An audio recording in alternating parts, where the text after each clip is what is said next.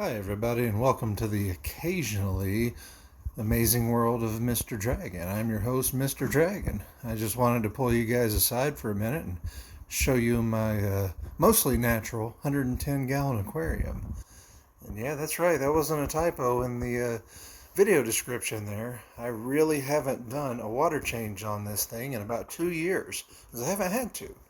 Reason being, as you can see, I loaded this bad boy up with plants. Lots and lots of awesome plants. See, we've got some Galaxy or green Monstera here spread out in different spots. We got some Pothos, and what we have here, when I bought this, it was definitely mislabeled. This thing is huge. You see it goes all the way down through here. And this is just one stalk of it, but these are its friends, and they're all the same size that they have been for a long time. But it was labeled as silverleaf philodendron, and after looking at it on Google, I don't think that's what it is. Doesn't look like it, doesn't match the description, and even with Google image, I can't really tell exactly what this guy is. It is very healthy. You see I've got a hang-on back filter here, and with this filter I have no filter media in it.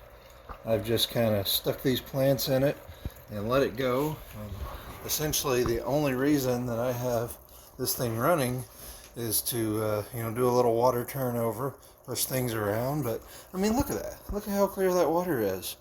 I just add more water to it off and on, and I probably, dump a 5-gallon bucket in here about once a week. I've got a peace lily over here too. Now this thing was pretty cool because got it, I guess around last Easter. We're coming close to about a week away from Easter now. So I've had this thing in this tank for about a year. And when I put it in, it had the flowers and everything like you buy them in the store. And after, I don't know, like a couple of weeks, a month, something like that, it started shedding the flowers and dying back, and I really thought it was just going to die off, but then boom, all these nice verdant leaves came back. Oh yeah, I like this guy too. This is golden pothos. So you can see, how they got the roots down in here. I mean, these root systems have absolutely run wild inside the tank. And we've even got leaves that have grown. I did not put those leaves down in there. These leaves have just grown, and a lot of people say, well, you can't leave your leaves in the water, they're going to rot. Well, that's fair. Eventually they will rot, but from what I've seen here, they don't rot any faster than, most of the leaves up top. I don't know if I'm fortunate or these guys are really hardy. Oh, this one's neat too. This leaf and this leaf, these are red mangrove. And normally red mangroves are huge, but as you can see here, these guys are growing very, very, very slowly, but they're growing healthy roots. Got a little driftwood in there, some little decorative skulls. And you can see I've got some Amazon sword plants, just a couple in here. And their growth is pretty much stunted. I don't think that they're going to get any bigger really, because when I put them in here, I had some actual Monstera, and I do mean actual factual giant Monstera. And you can see along the wall there, see that was white. That Monstera grew and grew, and it ate the paint off the wall. And I mean, it grew up like to the ceiling and grew leaves that were bigger than that metal fish up there. I mean, they were umbrella-sized leaves. And I'm going to pause right here to show you a little bit of that Monstera before I pulled it out.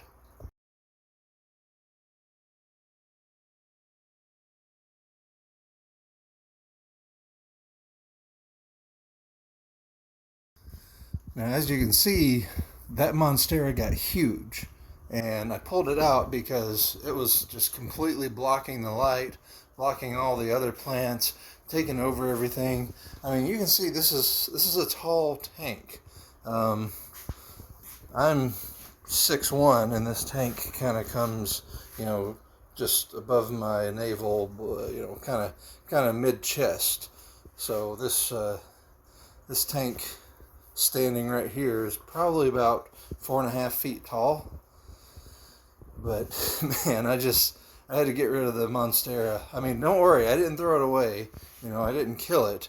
It went to a good home. Somebody else who wanted their life to be taken over by the Little Shop of Horrors. She was very happy to take it. But what I'm going to do here now is I'm going to show you inside of the tank. We're going to take a little Life Aquatic and go down.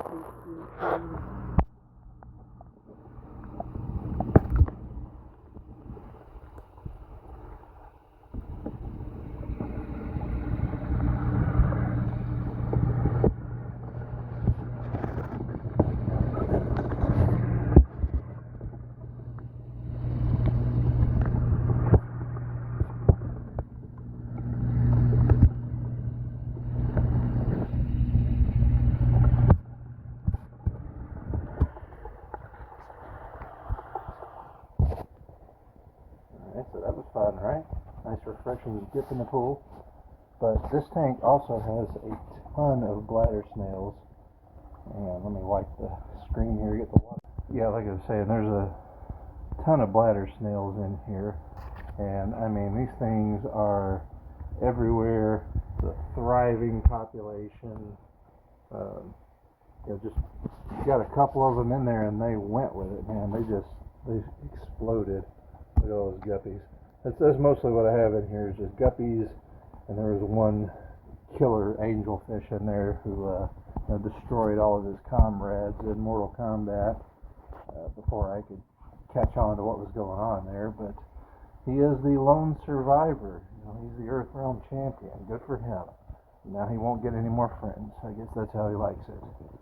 But these bladder snails, man, they absolutely just keep going and multiplying, and they're not hurting anything. They're not destroying the plants, they're not destroying the roots. Keep things clean, and I like it like that. That's less work I have to do. So like I said, less than about 2 years. It's been about 2 years with no water changes, just adding water. The pH is perfect. Everything in there is perfect. Never have an issue with ammonia. Never have an issue with nitrates. Not a thing in the world. This is just it's here. It looks pretty. Turn the lights on in the morning. Turn them off at night, and add a little water now and then, and we have a wonderful tank. But I hope you guys liked taking a look at this thing. But that's all for now. I'm going to stop running my mouth, and hope everybody has a good one. Thanks for taking a look.